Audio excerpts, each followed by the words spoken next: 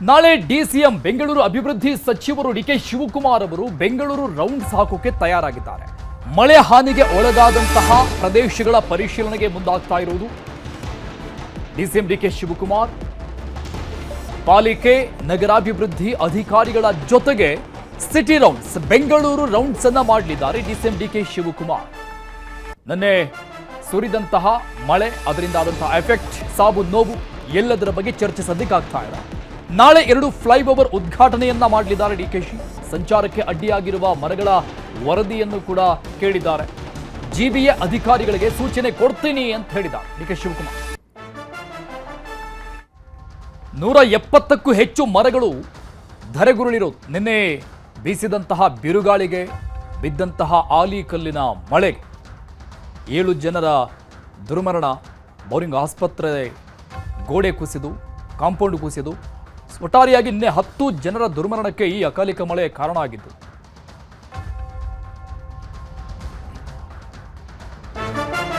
ಇನ್ನು ಮಳೆ ಅವಾಂತರದ ಬಗ್ಗೆ ಜಿಬಿಎ ಕಮಿಷನರ್ ಪರಿಶೀಲನೆ ಮಾಡ್ತಾ ಇದ್ದಾರೆ. ಬೆಂಗಳೂರು ರೌಂಡ್ಸ್ ಮಾಡ್ತಿದ್ದಾರೆ ಜಿಬಿಎ ಕಮಿಷನರ್ ಮಹೇಶ್ವರ್ ರಾವ್. ಮಳೆ ಅವಾಂತರದ ಬಗ್ಗೆ ಜಿಬಿಎ ಕಮಿಷನರ್ ಪರಿಶೀಲನೆಗೆ ಇಳಿದಿದ್ದಾರೆ. ಕೆಆರ್ ಸರ್ಕಲ್ ಅಂಡರ್ ಪಾಸ್ ಬಳಿ ಪರಿಶೀಲನೆ ನಡೆಸ್ತಾ ಇದ್ದಾರೆ. ಕೆಆರ್ ಸರ್ಕಲ್ ಅಂಡರ್ ಪಾಸ್ ಸಂಪೂರ್ಣವಾಗಿ ನೀರಿಂದ ತುಂಬಿಕೊಂಡಿರುವಂಥದ್ದು. 2 ಕಡೆ ಬ್ಯಾರಿಕೇಡ್ಗಳನ್ನು ಹಾಕಿ ಅದನ್ನ ಸ್ಥಗಿತ ಮಾಡಲಾಗಿದೆ. ಈ ಹಿಂದೆ ಕಳೆದ ವರ್ಷ ಓರ್ವ ಎಂಜಿನಿಯರಿಂಗ್ ಉದ್ಯಮಿ ಕೂಡ ಈ ಒಂದು ಅಂಡರ್ ಪಾಸ್ನಲ್ಲಿ ಸಿಕ್ಕಾಕೊಂಡು ಪ್ರಾಣ ಬಿಟ್ಟಿದ್ದು ಕೂಡ ಇದೆ. ಈಗ ಮುನ್ನೆಚ್ಚರಿಕಾ ಕ್ರಮವಾಗಿ ಅಂಡರ್ ಪಾಸ್ ಅನ್ನು ಕ್ಲೋಸ್ ಮಾಡಲಾಗಿದೆ. ಅಲ್ಲಿ ಮಹೇಶ್ವರ್ ರಾವ್ ಅವರು ಪರಿಶೀಲನೆ ಮಾಡ್ತಾ ಇರುವಂತಹ ಫೋಟೋಸ್ ಕೂಡ ನೋಡ್ತಾ ಇದ್ದಾರೆ. ಬೆಂಗಳೂರಲ್ಲಿ ಭಾರೀ ಮಳೆಯಿಂದ ಅವಾಂತರಗಳೇ ಸೃಷ್ಟಿಯಾಗಿದೆ. ಈಗ ವಿಧಾನಸೌಧದಲ್ಲಿ ಅಧಿಕಾರಿಗಳ ಜೊತೆ ಸಿಎಂ ಮತ್ತು ಡಿಸಿಎಂ ಸಭೆ ಮಾಡ್ತಾ ಇದ್ದಾರೆ. ಮುಂದಿನ ಮಳೆ ಅವಾಂತರಗಳನ್ನ ತಡೆಯುವಂತಹ ಬಗ್ಗೆ, ಮುನ್ನೆಚ್ಚರಿಕಾ ಕ್ರಮಗಳ ಬಗ್ಗೆ ಚರ್ಚೆ ಆಗ್ತಾ ಇದೆ. ಇಲ್ಲಿಂದ ಮಳೆ ಶುರುವಾದಂತಹ ಲಕ್ಷಣಗಳು ಕಾಣಿಸ್ತಾ ಇದೆ. ಸೊ ಹಾಗಾಗಿ ಹೇಗೆಲ್ಲ ಕ್ರಮಗಳಾಗಬೇಕು ಅಂತ ಚರ್ಚೆ. ಪಾಲಿಕೆ ಕಮಿಷನರ್, ನಗರಾಭಿವೃದ್ಧಿಯ ಇಲಾಖೆಯ ಅಧಿಕಾರಿಗಳು ಈ ಸಭೆಯಲ್ಲಿದ್ದಾರೆ. ಬೆಸ್ಕಾಂ, ಬಿಬಿಎಂಪಿ, ಅರಣ್ಯ ಅಧಿಕಾರಿಗಳು ಸಭೆಯಲ್ಲಿ ಭಾಗಿಯಾಗಿದ್ದಾರೆ. ಮುಂಜಾಗ್ರತಾ ಕ್ರಮಗಳ ಬಗ್ಗೆ ಅಧಿಕಾರಿಗಳ ಜೊತೆ ಚರ್ಚೆ ನಡೀತಾ ಇದೆ ವಿಧಾನಸೌಧದಲ್ಲಿ. ನಿನ್ನೆ ಕಂಡು ಕೇಳರಿಯದಂತಹ ಸಾವು ನೋವು, ಅನೇಕ ಅವಾಂತರಗಳಿಗೆ ಸಾಕ್ಷಿಯಾಗಿರುವಂಥದ್ದು ಬೆಂಗಳೂರು. ಸೊ ಈ ಬಗ್ಗೆ ಸರ್ಕಾರ ಕ್ರಮಗಳಿಗೆ ಮುಂದಾಗ್ತಾ ಇದೆ.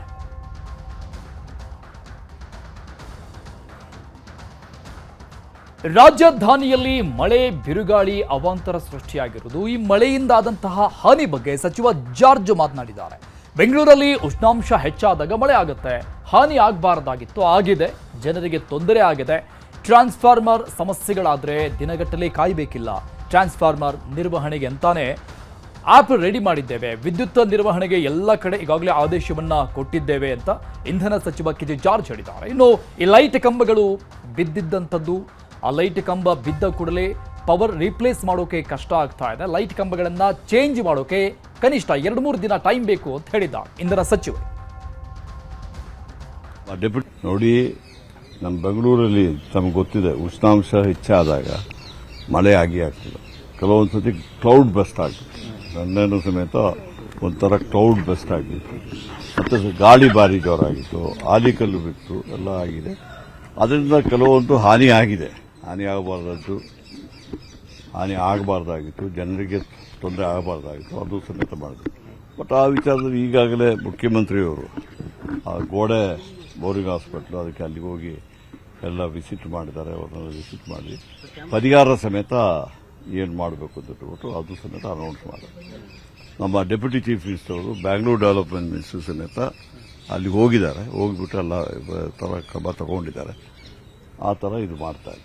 ಟ್ರಾನ್ಸ್ಫಾರ್ಮರ್ಗಳ ವಿಚಾರದಲ್ಲಿ ನಾವು ಎಲ್ಲ ಎಸ್ಕಾಮ್ಸ್ಗೆ ಈಗಾಗಲೇ ಅವರು ಆದೇಶ ಕೊಟ್ಟಿದ್ದಾರೆ, ಕ್ರಮ ತಗೊಳ್ತಿದ್ದಾರೆ. ಮೊದಲು ಟ್ರಾನ್ಸ್ಫಾರ್ಮರ್ನ ಏನಂತ ಹೇಳ್ಬಿಟ್ರೆ ರಿಪೇರಿ ಆದಾಗ ಇದು ಮಾಡ್ತಾ ಇದೆ. ಈಗ ಪ್ರತಿಯೊಂದು ಟ್ರಾನ್ಸ್ಫಾರ್ಮರ್ಗೂ ನಾವು ಅದೊಂದು ವಿಚಾರ, ಅದು ಕಂಡೀಷನ್ ಮಾಡಲಿಕ್ಕೆ ಈಗಾಗಲೇ ಆಪ್ ರೆಡಿ ಮಾಡಿದ್ವಿ. ಅದೊಂದು ಇಷ್ಟು ತಿಂಗಳೊಳಗಡೆ ಹೋಗಿ ಇನ್ಸ್ಪೆಕ್ಷನ್ ಮಾಡಬೇಕು, ಅದು ಆಯಿಲ್ ಚೇಂಜ್ ಮಾಡಬೇಕು, ಎಲ್ಲ ಮಾಡ್ತಾ ಇದ್ದಾರೆ. ಮತ್ತು ಗಾಳಿಯಲ್ಲಿ ಬರುವಾಗ ಕೆಲವೊಂದು ಈ ಬಗ್ಗೆ ಡೀಟೇಲ್ಸ್ ಕೊಡ್ತಾರೆ ನಮ್ಮ ಪ್ರತಿನಿಧಿ ಕಾರ್ತಿಕ್ ಲೈವ್ ನಲ್ಲಿ ಜಾಯ್ನ್ ಆಗ್ತಾ ಇದ್ದಾರೆ. ಕಾರ್ತಿಕ್, ನಿನ್ನೆ ಸುರಿದಂತಹ ಮಳೆ, ಅದರ ಎಫೆಕ್ಟ್ ಆದಂತಹ ಸಾವು ನೋವು ಅವಾಂತರಗಳ ಸರಮಾಲೆ ನಾವು ಗಮನಿಸ್ತಾ ಇದ್ದೀವಿ ಬೆಳಿಗ್ಗೆಯಿಂದಲೂ ಕೂಡ. ಸರ್ಕಾರ ಇದನ್ನ ಗಂಭೀರವಾಗಿ ತೆಗೆದುಕೊಂಡಿದೆ, ಓಕೆ, ಆದ್ರೆ ಇಲ್ಲಿವರೆಗೂ ಆಗಬೇಕಾದಂಥ ಕೆಲಸಗಳನ್ನ ಮಾಡಿದೆಯಾ ಸರ್ಕಾರ ಅನ್ನೋ ಪ್ರಶ್ನೆ ಇದೆ.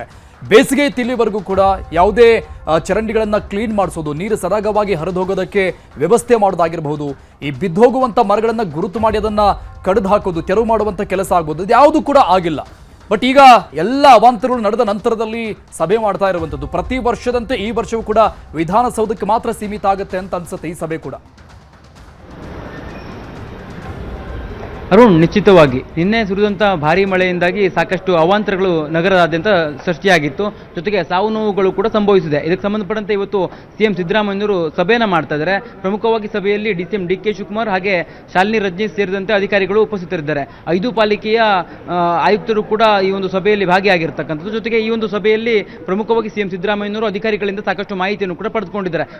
ನಿನ್ನೆ ನಡೆದಂಥ ಏನು ಅವಾಂತರ ಆಗಿತ್ತಲ್ಲ, ಅಲ್ಲಿ ಸಂಬಂಧಪಟ್ಟಂತೆ ಯಾವ್ಯಾವ ರೀತಿಯಲ್ಲಿ ಸಾವು ನೋವುಗಳು ಸಂಭವಿಸುತ್ತವೆ, ಜೊತೆಗೆ ನಗರದ ಯಾವ್ಯಾವ ಭಾಗದಲ್ಲಿ ಹೆಚ್ಚಿನ ಹಾನಿಯಾಗಿದೆ, ಇದೆಲ್ಲದಕ್ಕೆ ಸಂಬಂಧಪಟ್ಟಂತೆ ಒಂದಿಷ್ಟು ಮಾಹಿತಿಯನ್ನು ತೆಗೆದುಕೊಳ್ಳುವಂಥ ಕೆಲಸವನ್ನು ಮಾಡಿದ್ದಾರೆ. ಜೊತೆಗೆ ಇನ್ನು ಮುಂದಿನ ದಿನಗಳಲ್ಲಿ ಮಳೆ ಮುನ್ಸೂಚನೆಯನ್ನು ಹವಾಮಾನ ಇಲಾಖೆ ಕೊಟ್ಟಿರ್ತಕ್ಕಂಥ ಕಾರಣಕ್ಕಾಗಿ ಮುನ್ನೆಚ್ಚರಿಕಾ ಕ್ರಮಗಳನ್ನು ಯಾವ ರೀತಿಯಾಗಿ ಕೈಗೊಂಡಿದ್ದಾರೆ, ಜೊತೆಗೆ ಇದುವರೆಗೂ ಆಗಿರುವಂಥ ಹಾನಿಗೆ ಸಂಬಂಧಪಟ್ಟಂತೆ ಪರಿಹಾರ ಕಾರ್ಯಕ್ರಮಗಳನ್ನು ಯಾವ ರೀತಿಯಾಗಿ ನಡೆಸಿದ್ದೀರಿ ಅನ್ನುವಂಥ ಸಂಬಂಧಪಟ್ಟಂತೆಯೂ ಕೂಡ ಒಂದಿಷ್ಟು ಮಾಹಿತಿಯನ್ನು ಪಡೆದುಕೊಂಡಿದ್ದಾರೆ. ಜೊತೆಗೆ ಈಗಾಗಲೇ ಅಧಿಕಾರಿಗಳ ನಿರ್ಲಕ್ಷ್ಯದ ಬಗ್ಗೆಯೂ ಕೂಡ ಒಂದಿಷ್ಟು ಪ್ರಶ್ನೆಗಳಿದ್ದಿರುವಂಥ ಕಾರಣಕ್ಕಾಗಿ ಈ ವಿಚಾರಕ್ಕೆ ಸಂಬಂಧಪಟ್ಟಂತೆಯೂ ಅಧಿಕಾರಿಗಳಿಗೆ ಸಿಎಂ ಸಿದ್ದರಾಮಯ್ಯನವರು ಸಭೆಯಲ್ಲಿ ಪ್ರಶ್ನೆಯನ್ನು ಮಾಡಿದ್ದಾರೆ. ಈ ಒಂದು ಘಟನೆ ಏನು ಆಗಿದ್ದೆಲ್ಲ ಬೋರಿಂಗ್ ಆಸ್ಪತ್ರೆ ಬಳಿ, ಆ ಒಂದು ಘಟನೆಗೆ ಅಧಿಕಾರಿಗಳ ಕರ್ತವ್ಯ ಲೋಪವೂ ಕೂಡ ಇದೆ ಅನ್ನುವಂಥ ರೀತಿಯಲ್ಲಿ ಆರೋಪಗಳು ಬರ್ತಾ ಇರುವಂಥ ಕಾರಣಕ್ಕಾಗಿ ಆ ವಿಚಾರವನ್ನು ಕೂಡ ಸರ್ಕಾರ ಗಂಭೀರವಾಗಿ ತೆಗೆದುಕೊಂಡಿದೆ. ಇವತ್ತಿನ ಸಭೆಯಲ್ಲಿ ಸಿಎಂ ಸಿದ್ದರಾಮಯ್ಯನವರು ಆ ವಿಚಾರವನ್ನು ಕೂಡ ಪ್ರಮುಖವಾಗಿ ಅಧಿಕಾರಿಗಳ ಬಳಿ ಚರ್ಚೆಯನ್ನು ಮಾಡಿದ್ದಾರೆ. ಅಲ್ಲಿ ಯಾವ ರೀತಿಯಾಗಿ ಕರ್ತವ್ಯ ಲೋಪ ಇದೆಯಾ, ಅದಕ್ಕೆ ಸಂಬಂಧಪಟ್ಟಂತೆ ಈಗಾಗಲೇ ತನಿಖೆಯನ್ನು ಕೂಡ ಮಾಡೋದಕ್ಕೆ ಆದೇಶ ಮಾಡಿದ್ದೇನೆ. ಆ ಒಂದು ಸಂದರ್ಭದಲ್ಲಿ ತನಿಖೆಯ ಪ್ರಗತಿ ಯಾವ ರೀತಿಯಾಗಿದೆ, ಜೊತೆಗೆ ಬೇರೆ ಬೇರೆ ಭಾಗದಲ್ಲಿಯೂ ಕೂಡ ಈ ರೀತಿಯ ಘಟನೆಗಳು ಸಂಭವಿಸದೇ ಇರುವ ರೀತಿಯಲ್ಲಿ ನೀವು ಮುನ್ನೆಚ್ಚರಿಕೆ ಕ್ರಮಗಳನ್ನು ಕೈಗೊಳ್ಳಬೇಕಾಗಿದೆ. ಈಗಾಗಲೇ ಹವಾಮಾನ ಇಲಾಖೆ ಮತ್ತು ಮಳೆ ಮುನ್ಸೂಚನೆಯನ್ನು ಕೊಟ್ಟಿರ್ತಕ್ಕಂಥ ಕಾರಣಕ್ಕಾಗಿ ಎಚ್ಚರಿಕಾ ಕ್ರಮಗಳನ್ನು ಯಾವ ರೀತಿಯಾಗಿ ಅಧಿಕಾರಿಗಳು ನಿರ್ವಹಣೆ ಮಾಡ್ತಾ ಇದ್ದಾರೆ ಅನ್ನುವಂಥ ನಿಟ್ಟಿನಲ್ಲಿಯೂ ಕೂಡ ಪ್ರಶ್ನೆಗಳು ಮಾಡಿದ್ದಾರೆ. ಜೊತೆಗೆ ನಗರದಲ್ಲಿ ಯಾವ್ಯಾವ ಮರಗಳನ್ನು ತೆರವು ಮಾಡಬೇಕಾಗಿದೆ, ಜೊತೆಗೆ ನಿನ್ನೆ ಬೇರೆ ಬೇರೆ ಭಾಗದಲ್ಲಿ ಅಂಡರ್ ಪಾಸ್ಗಳಲ್ಲಿ ನೀರು ಏನು ತುಂಬಿಕೊಂಡಿತ್ತು, ಅದಕ್ಕೆ ಸಂಬಂಧಪಟ್ಟಂತೆ ನೀರು ಸರಾಗವಾಗಿ ಸಾಗೋದಕ್ಕೆ ಯಾವೆಲ್ಲ ರೀತಿಯ ಕ್ರಮಗಳನ್ನು ಕೈಗೊಂಡಿದ್ದೀರಿ, ಜೊತೆಗೆ ಪ್ರತಿ ಬಾರಿಯೂ ಕೂಡ ಈ ರೀತಿಯ ಘಟನೆಗಳು ಮರುಕಳಿಸ್ತಾ ಇದ್ದಾವೆ, ಅದನ್ನು ಶಾಶ್ವತವಾಗಿ ಪರಿಹಾರ ಕಂಡುಕೊಳ್ಬೇಕಂದ್ರೆ ಯಾವ ರೀತಿಯ ಕ್ರಮಗಳನ್ನು ಕೈಗೊಳ್ಳಬೇಕು, ಈ ಎಲ್ಲ ಅಂಶಗಳಿಗೆ ಸಂಬಂಧಪಟ್ಟಂತೆ ಸುದೀರ್ಘವಾಗಿ ಚರ್ಚೆಯನ್ನು ಕೂಡ ಮಾಡ್ತಾ ಇರ್ತಕ್ಕಂಥದ್ದು. ಅರುಣುಗ ಕಾರ್ತಿಕ್, ಇನ್ನೊಂದು ವಿಚಾರ, ಈಗ ಹವಾಮಾನ ಇಲಾಖೆ ಇನ್ನೂ 3 ದಿನಗಳ ಕಾಲ ಬೆಂಗಳೂರಿಗೆ ಇದೇ ರೀತಿಯಾಗಿ ಮಳೆ ಆಗುತ್ತೆ ಅನ್ನುವಂಥ ಮುನ್ಸೂಚನೆ ಕೊಟ್ಟಿರುವಂಥದ್ದು, ಎಚ್ಚರಿಸಿದೆ ದೊಡ್ಡ ಮಟ್ಟದಲ್ಲಿ ಮಳೆ ಆಗುತ್ತೆ ಅಂತ.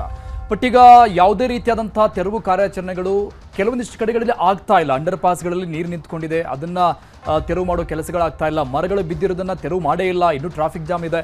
ಸೊ ಈ 2-3 ದಿನಗಳಲ್ಲಿ ಇಂಥದ್ದೇ ಮಳೆ ಏನಾದರೂ ಬಿದ್ದರೆ ಮತ್ತೆ ಸೊ ಹೇಗೆ ನಿರ್ವಹಣೆ ಮಾಡುತ್ತೆ ಸರ್ಕಾರ ಅಥವಾ GB ಅನ್ನೋದೇ ಸದ್ಯಕ್ಕಿರೋ ಪ್ರಶ್ನೆ. ಹಾಗಾಗಿ ಸರ್ಕಾರದ ಬಳಿ ಇರುವಂಥ ಪ್ಲಾನ್ ಏನು, ಇಮಿಡಿಯೇಟ್ ಆಗಿ ಪ್ಲಾನ್ ಆಫ್ ಆಕ್ಷನ್ ಇಳಿಬೇಕಲ್ವಾ ಅಂತ.